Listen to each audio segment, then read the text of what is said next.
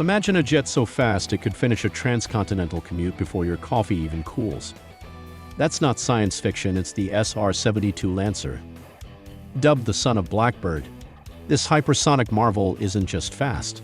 It's absurdly, terrifyingly fast. We're talking Mach 6 fast.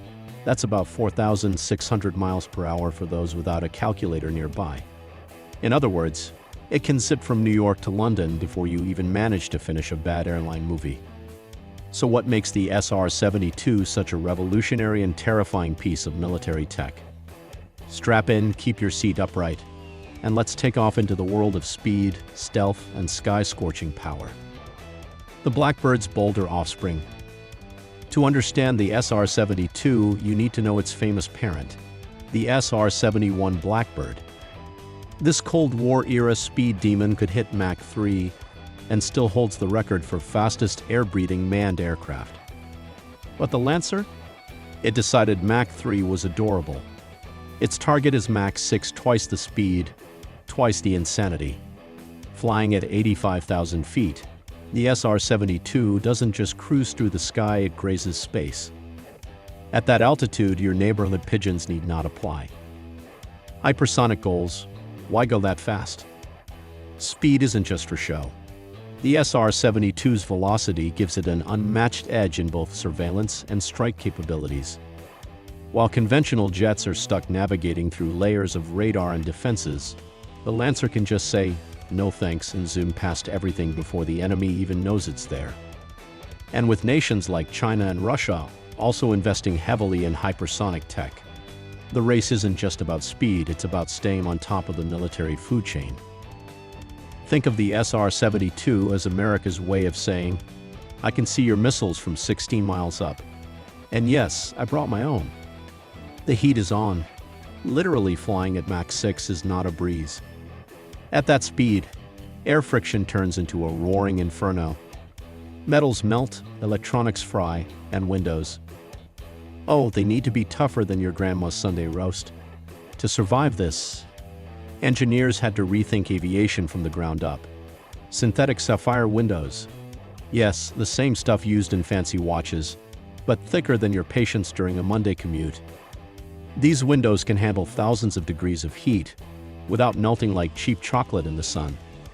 Scramjets, the jet engine's wild cousin. To get the SR-72 off the ground and up to speed, traditional engines simply won't do. That's where scramjets come in. Unlike your standard jet engine, scramjets don't have spinning blades. Instead, they compress air using the plane's own speed. Scramjets only work once you're already flying at hypersonic speeds. So engineers had to develop a Frankenstein hybrid, a turbine-based combined cycle engine. It uses a regular jet engine for takeoff and low speeds, then switches to the scramjet when things start heating up literally and figuratively. Imagine a car that transforms into a rocket halfway down the motorway. That's basically what we're dealing with here. NASA gets involved because of course they did. Back in 2006, Lockheed Martin and Aerojet Rocketdyne, yes, that's a real name and not a Saturday morning cartoon villain, joined forces to make this propulsion miracle happen. NASA, not one to miss out on cutting-edge fun, threw in $2 million in 2014 to help smooth the transition between engine modes. The key was airflow. Engineers had to design intricate ducts, valves, and passageways that could guide supersonic air without turning the plane into a flaming dart. Tests at NASA's Glenn Research Center were instrumental in perfecting this aerodynamic origami. 3D printing. Not just for toys anymore. Remember those plastic Yoda heads people used to print? Well, 3D printing has leveled up. For the SR-72, it's used to create complex internal structures and cooling systems straight into the plane's skin. These cooling channels carry special fluids to wick heat away, kind of like a built-in air conditioner, but for a vehicle screaming through the upper atmosphere. This new method also allows for material transitions, like going from metal to ceramic without bolts or seams. Why? Because bolts melt, and melting is bad when you're flying 6 times the speed of sound. Ceramic armor? No, not for your kitchen.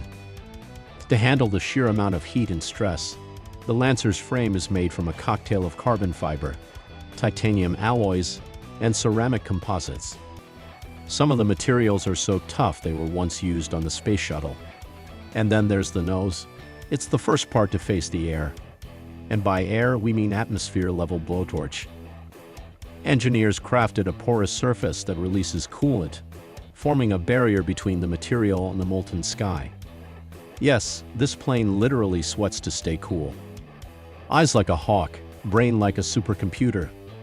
The SR-72 isn't just a flying BBQ-proof missile. It's also a spy plane on steroids. Its sensors can capture objects the size of a dinner plate from 16 miles up. It can also see through clouds, smoke, and darkness like some kind of mythical sky wizard. And while it's doing all that, its onboard computer is analyzing the data in real time. Unlike older spy planes that had to send data back for analysis, the SR-72 can say, "Hey boss, here's the target. And by the way, I already fired." Weapons of Mach destruction. Unlike the SR-71, which was unarmed, the SR-72 packs a punch. It can carry specialized hypersonic missiles capable of withstanding the same crazy conditions as the aircraft itself. These are deployed from internal bays because stealth is key, and nothing screams "target me" like an exposed missile. Once launched, these missiles don't just fall, they continue to fly at hypersonic speeds, covering hundreds of miles in minutes. By the time you hear one coming, you are probably already out of luck. Autopilot on a whole new level. Flying at Mach 6 means the aircraft travels over a mile every second. Human reflexes just aren't fast enough to handle that, so much of the SR-72's operations are managed by AI and advanced automation. Future versions may not even have a pilot on board. Remote-controlled or fully autonomous variants could allow the Lancer to operate in dangerous territory without risking human lives. It's like a drone, but way faster and way angrier. Price tag. Prepare your wallet. Ready for the punchline? One SR-72 could cost around $1 billion. That's enough to buy 4 jumbo jets, fund a small city for a year, or finance your dream of never working again forever. But defenders of the project argue that it's a necessary investment. Hypersonic speed provides not just defense, but strategic intelligence and deterrence. After all, what enemy wants to mess with someone who can literally fly into their airspace, snap a few photos, launch a missile, and be back in time for lunch? Phoenix Rising. Can old dogs learn new tricks? In an interesting twist, another program nicknamed Phoenix tried to resurrect a Cold War-era aircraft using modern upgrades. Think of it like giving your grandpa a jetpack and a smartwatch. They swapped out film cameras for digital, added real-time data links, and tinkered with the propulsion system. It worked sort of.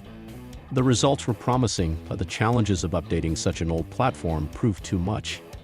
It became a cautionary tale about the limits of reviving legacy aircraft in a rapidly changing tech landscape. A billion-dollar question: worth it or not? Some say that the SR-72 is just too expensive. Others argue it's indispensable. And let's be honest, if it does what it claims, then it's not just another aircraft. It's a game changer. In a world where reaction time can mean the difference between peace and chaos, the ability to see and strike in moments is invaluable. And with rivals like China and Russia hot on America's tail, can the US really afford not to have this in its arsenal? And that's the mind-blowing story of the SR-72. A jet so fast, even time zones have to catch up.